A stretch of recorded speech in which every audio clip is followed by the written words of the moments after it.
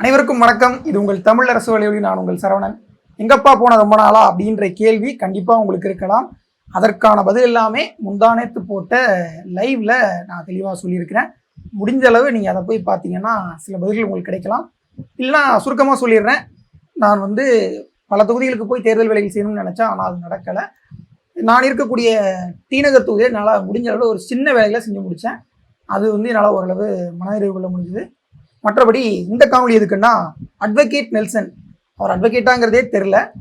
அந்த நெல்சன் சில காணொலிகளை போட்டு சிலருடைய அட்டென்ஷனை சீக் பண்ணி அதன் மூலமாக கொஞ்சம் மக்கள்கிட்ட பிரபலமானார். அவர் தாக்கப்பட்டார், நெல்சன் தாக்கப்பட்டாரா அப்படிங்கிற அந்த செய்தி இப்போ நிறைய பரவிக்கிட்டு இருக்கு. ஸோ நெல்சன் ஏன் தாக்கப்பட்டார், எதுக்கு தாக்கப்பட்டார், யாரால் தாக்கப்பட்டார், அதற்கு காரணம் நாம் தமிழர் கட்சி அவர் மீது கொண்ட அரசியல் காழ்ப்புணர்வு தானா அப்படின்ற சந்தேகம் யாருக்குமே கிடையாது. ஏன்னா அவர் ஏன் தாக்கப்பட்டார் எல்லாத்துக்கும் தெரியும். இருந்தாலும் சில விஷக்கிருமிகள் வதந்திகளை பரப்பி வச்சிருக்கு. அதனால அவர் ஏன் தாக்கப்பட்டாரு, அதுக்கு பின்னாடி இந்த சம்பவம் என்ன, இதற்கு மூல காரணம் யார் அப்படிங்கிறத இந்த காணொலியில் பார்க்க போறோம். வாங்க பார்க்கலாம்.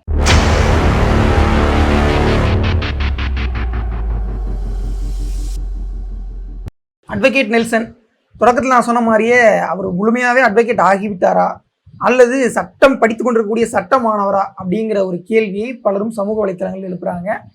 இப்போ நான் சொன்னேன் இல்லையா, இந்த அவர் அட்வொகேட்டா அப்படிங்கிறதே ஒரு சந்தேகம்னு. என்ன கேட்டால் இதுவே ஒரு அவதூறு தான். ஸோ ஏன்னா நமக்கு தெரியாத, தொலைவில் இருக்கக்கூடிய, நாம் நேரில் சந்திக்காத, நமக்கு அதிகம் தெரியாத ஒரு நபருடைய விவரங்களை பற்றி பேசுவது அப்படிங்கிறது ரொம்ப சிக்கலானது. அவரை பற்றி எந்த விவரமும் தெரியாமல் நம்ம அவரை பற்றி ஏதாவது ஒன்று சொன்னோம்னா அது உண்மைக்கு புறம்பாக, தவறான தகவலாக, ஒரு வதந்தியாக இருப்பதற்கான வாய்ப்புகள் மிக மிக அதிகம். இப்போ நான் நெல்சன் உண்மையாகவே அட்வொகேட்டான்னு கேட்டது எப்படி ஒரு அவதூறோ அல்லது ஒரு ஒரு ஒரு நியாயமற்ற கேள்வியோ, அதே மாதிரி தான் அவர் பலரை நோக்கி அவதூறுகளையும் பொய்களையும் விமர்சனங்களின் பெயரில் வதந்திகளையும் பரப்பி கொண்டிருக்கிறார். குறிப்பாக அண்ணன் சாட்டை துரைமுருகன் அவர்கள் மேலே அவர் ஒரு விமர்சனம் கிடையாது, அடிப்படை ஆதாரமற்ற பொய் குற்றச்சாட்டு அல்லது வதந்தி. அடிப்படை முகாந்திரமே இல்லை. இதில் வேற ஒன்றும் இல்லை. ஒரு வழக்கறிஞராக படிப்பவருக்கு ஒரு வழக்கில் என்னென்ன ஃபேக்ட்ஸ் இருக்குது அப்படிங்கிறத உறுதியாக தெரிஞ்சிருக்கணும். ஃபேக்ட்ஸை கொண்டு போய் நீதிபதிகிட்ட கேட்கும்போது அது பொருந்துற மாதிரி தான் ஒரு வழக்கறிஞர் பேசணும். ஃபேக்ட் பொருந்துற மாதிரி வழக்கறிஞர் பேசலை அப்படின்னா, ஃபேக்ட்டுக்கு மாறாக வழக்கறிஞர் பேசுனா நீதிபதி கேஸ் கட்ட மூஞ்சில் விஷயம் எரிஞ்சிருவார். என்னத்தை நீங்கள் கேஸ் கட்ட எடுத்துட்டு வந்துருக்கீங்க, என்னத்தை ஃபேக்டை படிச்சிங்க அப்படின்னு முதல்ல ஒழுங்காக போய் படிச்சுட்டு வாங்கன்னு சொல்லுவார். அந்த மாதிரி இந்த வழக்கறிஞர் தம்பிக்கு நம்ம என்ன சொல்ல வேண்டியதாக இருக்குன்னா, போய் படிச்சுட்டு வாங்க தம்பி அப்படின்னு சொல்ல வேண்டியதாக.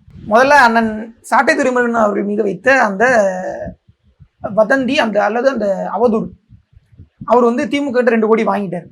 2 கோடி வாங்கிட்டாருன்னா அதை எப்படி நிரூபிக்கணும்? ஒன்று ஒரு புகைப்பட ஆதாரம் அல்லது ஒரு பேங்க் டிரான்சாக்ஷன். எப்போவுமே இந்த மாதிரியான பணங்கள் பேங்க் மூலமாக டிரான்சாக்ஷன் ஆகாது.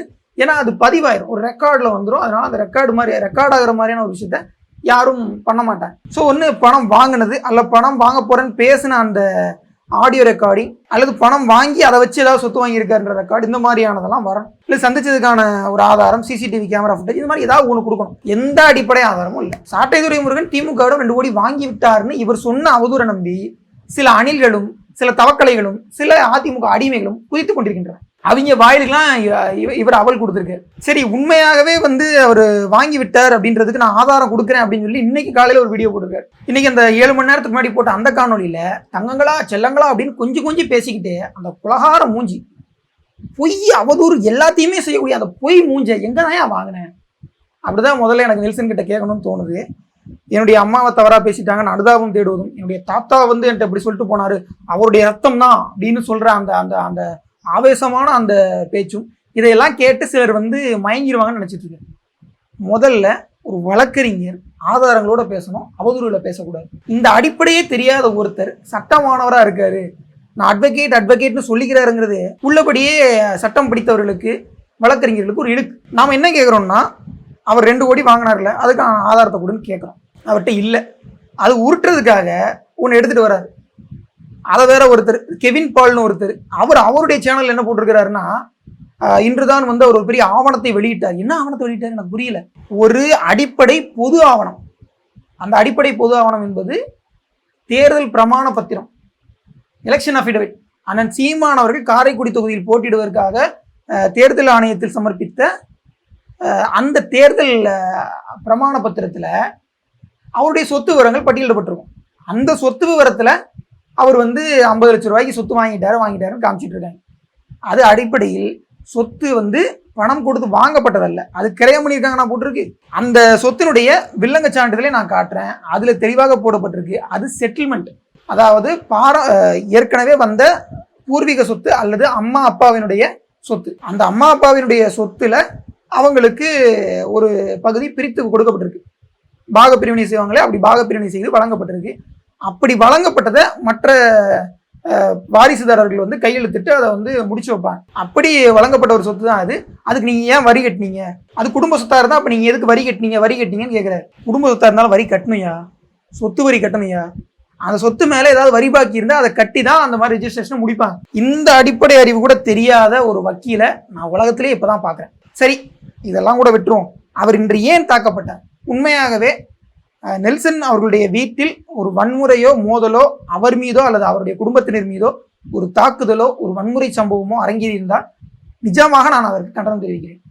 ஏன்னா நான் உண்மையாகவே அண்ணன் சீமான் அவர்களுடைய தம்பி. அவருடைய கொள்கையை பின்பற்றி நாங்கள் வந்து நடந்து கொண்டிருக்கிறோம். வன்முறையோ அல்லது ஒருத்தரை அடிப்பதன் மூலமாகவோ ஒரு அரசியல் செயலை செய்துவிட முடியாது. அரசியல் மட்டும் இல்லை, எதற்குமே தீர்வு கண்டுவிட முடியாது. அதுதான் உண்மை. இப்போ வழக்கறிஞர் நெல்சன் அவர்களுடைய வீட்டில் நடந்த அந்த மோதல் சம்பவத்துல ராஜா பேரன் அப்படிங்கிறவர் தான் வீட்டுக்கு போயிருக்காரு. அவர் நாம் தமிழர் கட்சியுடைய ஆதரவாளர், உறுப்பினரா அபிஷியலா இருக்காரான்னு எனக்கு தெரியல. நான் தெரியலன்னு சொல்றேன், தெரிஞ்சுன்னு சொல்லிட போறேன். அவர் அந்த வீட்டிற்கு சென்றதற்கான ஒரே காரணம், அவர் விற்று கொண்டிருக்கக்கூடிய ஒரு விற்பனை பண்டம், அது யானை கவளம்னு சொல்றாங்க. அவர் வந்து உடல் பருமனுக்காக அல்லது அந்த உடல் எடை அதிகரிப்பதற்காக நிறைய பேர் அதை விற்கிறாங்க. அந்த மாதிரி அவருடைய ப்ராடக்ட்னு ஒரு விற்பனை பண்டத்தை விற்கிறார்.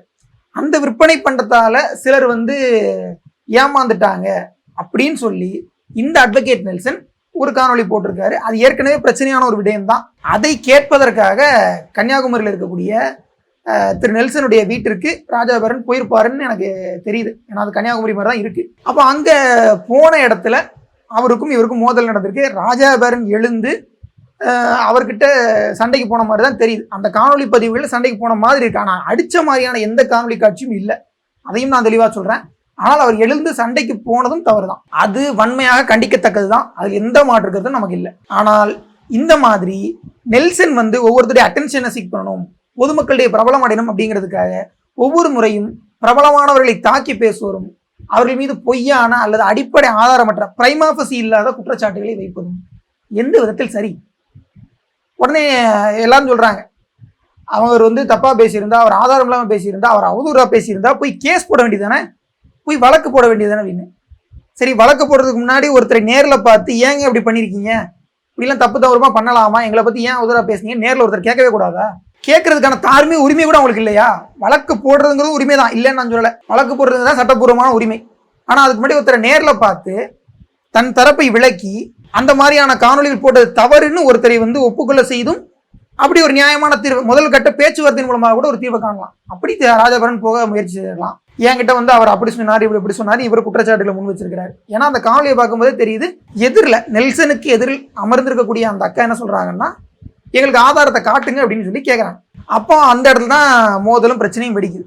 நெல்சன் இதை சரியான ஒரு விஷயமா செய்யலை. உண்மையை சொல்லணும்னா இதனால யாராவது ஏமாந்து இருந்தாங்கன்னா அவங்களுக்கு வழக்கு போடுவதற்கு நுகர்வோராக உரிமை உண்டு. ஏமாந்தவங்களுக்கு அதற்கு சட்டபூர்வமான உரிமைகளை பெற்றுக் கொடுக்க நெல்சன் உதவி செஞ்சிருக்கலாம். நுகர்வோருக்கு நான் வந்து இந்த மாதிரி சட்ட உதவி செஞ்சேன் அப்படின்னு சொல்லி செஞ்சிருக்கலாம். அப்படி ஒரு வழக்கு பதிவு செய்யப்பட்டிருந்தா அது நியாயமான ஒரு இடத்தை நோக்கி போயிருக்கும். ஒரு சட்டமானவரான இவரே சட்டத்தை நாடாத பொழுது இவரே வெறுமனே அந்த யூடியூப், இன்ஸ்டாகிராம், ட்விட்டர், ஃபேஸ்புக்லாம் வந்து வீடியோ போட்டு சம்பாதிக்கணும் அல்லது வீடியோ போட்டு பிரபலமாகணும் அப்படின்னு நினைக்கும் போது ஒரு பாடி பில்டர், அவருக்கு எவ்வளவு கல்வி அறிவு இருக்குன்னு நமக்கு தெரியல, எவ்வளவு சட்ட விழிப்புணர்வு இருக்குன்னு தெரியல, எவ்வளவு சட்டத்தின் மீது நம்பிக்கை இருக்குன்னு நமக்கு தெரியல. அவர் வந்து எதேர்ச்சியா போய் கேட்கணும்னு நினைச்சல என்ன தப்பு இருக்கு? ராஜாபேரன் செய்தது தவறு அப்படின்னா ராஜாபேரன் செய்ததை விட சட்ட அறிவும் சட்ட விழிப்புணர்வும் சட்டம் படித்திருக்க கொண்டிருக்கக்கூடிய மாணவனான அட்வொகேட் நெல்சன் செய்ததும் 100 மடங்கு தவறு. ராஜாபேரன் செய்ததை விட நெல்சன் செய்தது 100 மடங்கு தவறு.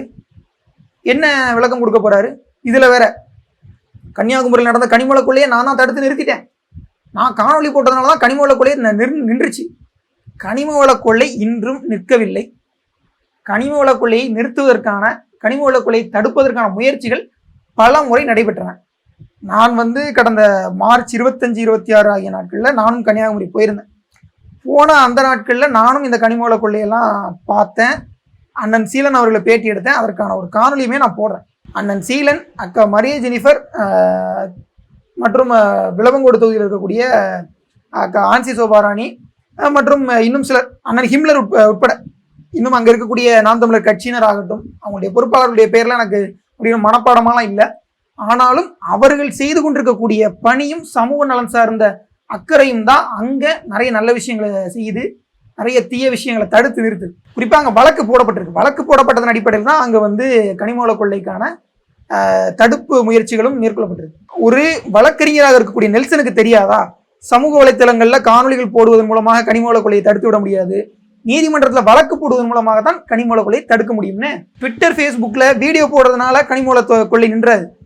கோர்ட்டில் கேஸ் போட்டால் தான் கனிம வள கொள்ளை நிற்கிறதுக்கான ஒரு முயற்சி நடக்கும், அதிகாரப்பூர்வ முயற்சி நடக்கும். அதிகாரப்பூர்வ முயற்சி செய்த அண்ணன் சீலன், அண்ணன் ஹிம்லர் மற்றும் நாம் தமிழர் கட்சியினர் இவங்கெல்லாம் முக்கியமானவர்களா, அல்லது இந்த வீடியோ போடக்கூடிய சமூக வலைத்தளங்களில் ரீல்ஸ் போடக்கூடிய இந்த மாதிரியான ரீல்ஸ் பைத்தியங்கள் முக்கியமானவர்களா? முதல்ல இவர் ஒரு அதிமுக ஆதரவாளர். அதை நம்ம எல்லாரும் மனசுல வச்சுக்கணும். அதிமுகவை ஆதரிப்பது அவருடைய விருப்பம். தாவேக்காவிற்கு அவ்வப்போது முட்டு கொடுக்கிறார், அதுவும் அவருடைய விருப்பம். ஆனா அதை வச்சுக்கிட்டு நாம் தமிழர் கட்சியின் மீது காழ்ப்புணர்ச்சியும் அவதூறையும் கொட்டினால் திருப்பி கொடுக்க தான் செய்வாங்க. அப்போ இப்படிப்பட்ட ஒரு அவதூறை கிளப்பி விட்டு அதற்கு அக்கா சுனந்தா அவர்களுக்கு இவர் மெசேஜ் பண்ணாரா இல்லை அவங்க மெசேஜ் பண்ணாங்களான்னு தெரியல. இவரே ஒரு அறகுறையான ஸ்கிரீன்ஷாட்டை தான் போட்டிருக்காரு. அப்போ அக்கா சுனந்தா அவர்கள் சொல்லியிருக்காங்க, நீங்க தான் தொடங்கி வச்சிருக்கீங்க, நீங்க தான் தேவையில்லாம அவதூறை கிளப்பியிருக்கீங்க, யார் பணம் வாங்கினா ஆதாரம் கொடுங்கன்னு கேட்டிருக்கேன். அந்த ஆதாரத்தை இவர் கொடுக்காம அவர் மழுப்புறாரு. ஏன்னா அவர்கிட்ட ஆதாரம் இல்லை, உண்மையா அப்படி ஒன்று நடக்கல. நடத்தா என்ன ஆதாரத்தை எடுத்து கொடுத்துருப்பாரு. அப்போ இப்படி பொய்யான அவதூறுகளை கிளப்பி அதன் மூலமா ஒரு வெளிச்சம் தேடி இருக்காரு. உரிய நபர் ஆதாரம் கேட்ட உடனே தெரியாம அதை மழுப்பி குழப்பி சாட்டை காசு வாங்கினார்ன்றதுக்கு சீமானனுடைய அபிடவிட் எடுத்து போடுறாங்க. என்ன தொடர்பு எனக்கு புரியவே இல்லை. சாட்டையும் சீமானனும் என்ன உடன் பிறந்த சகோதரர்களா? அவருடைய அபிடவிட்ல அவருடைய சொத்து கணக்கு வரப்போகுது, அறிவில்லை கொஞ்சமாவது. ஸோ இப்படிப்பட்ட பொய் அவதூறுகளை வைத்துக் கொண்டிருக்கக்கூடிய அட்வொகேட் நெல்சன் போன்றவர்கள் மீது சட்டபூர்வமான நடவடிக்கை இருக்கும்ன்றதான் என்னுடைய நியாயமான கருத்தும் கூட. எந்த விதத்திலும் அவரை தாக்கியதை நான் இப்பவும் ஆதரிக்கல. இனி அவர் இந்த மாதிரியான அநாகரிகங்களை, தேவையற்ற வேலைகளை நிறுத்திவிட்டு ஒழுங்கா அவர் பொழப்ப பார்க்கட்டும். நீங்க அதிமுகவை ஆதரிங்க, தாவேக்காவுக்கு முட்டு கொடுங்க, அது உங்களுடைய வேலை. ஆனா அதுக்காக நாம் தமிழர் கட்சியின் மீது அவதூறு பரப்புவதும் மற்றவர்கள் மேல பொய் புரட்டை கிளப்புவதும் உங்களுடைய உரிமை கிடையாது. மற்றவர்கள் மீது பொய் புரட்டை கிளப்புவதற்கு உங்களுக்கு இந்திய அரசியலமைப்பு சட்டம் எந்த விதமான உரிமையும் வழங்கவில்லை. பேச்சு சுதந்திரத்தில் கூட மற்றவர்கள் மீது அவதூறு பரப்புவதற்கு என்று ஒரு கட்டுப்பாடு இருக்கு. அந்த கட்டுப்பாட்டை மதிக்காத அட்வொகேட் நெல்சன் போன்றவர்கள் மீது சட்டப்பூர்வ நடவடிக்கை நாம் தமிழர் கட்சி மேற்கொள்ளும். அதே நேரத்தில் இந்த வன்முறை செயலில் யார் ஈடுபட்டிருந்தாலும் அவர்கள் மீதும் கட்சி நடவடிக்கை எடுக்கும்னு கட்சி தலைமை மீது நானும் ஒரு நம்பிக்கை வச்சிருக்கேன். ஸோ இதனால கட்சி மேலே யாராவது அவதூறு பரப்ப நினைச்சா அவர்களுக்கு என்னுடைய பதில் இந்த காணொலியில் சொல்லப்பட்டிருக்கு. மற்றபடி அட்வொகேட் நெல்சனுடைய பொய் புரட்டுகளில் மயங்கி விடாமல் உண்மையை தெரிஞ்சுக்கங்க. இந்த மாதிரி யூடியூப்ல நிறைய பேர் இருக்கிறாங்க, ட்விட்டர்ல நிறைய பேர் இருக்கிறாங்க. சமூக வலைத்தளங்கள் பொய் பரப்புவதற்கென்றே அதிமுக ஒரு பொய் கூட்டத்தை கிளப்பிட்டு இருக்கு. அது இந்த கிஷோர் கேசாமின்னு ஒருத்தர் இருப்பாரு, அவர் தான் இந்த பொய் கூட்டத்தெல்லாம் ஆர்கனைஸ் பண்ணிட்டு இருக்காரு. ஆகவே இந்த பொய் பரப்பக்கூடிய பொய்யர்கள் கூட்டத்தினமிருந்து எப்போதும் விலகி இருங்க. தமிழரசு ஊடகத்தோடு இணைந்திருங்க. மீண்டும் இன்னொரு காணொலி சந்திப்போம். அதுவரை இணைந்திருங்கள். இது உங்கள் தமிழ் அரசு வலையொலி. நான் உங்கள் சரவணன். நன்றி, வணக்கம்.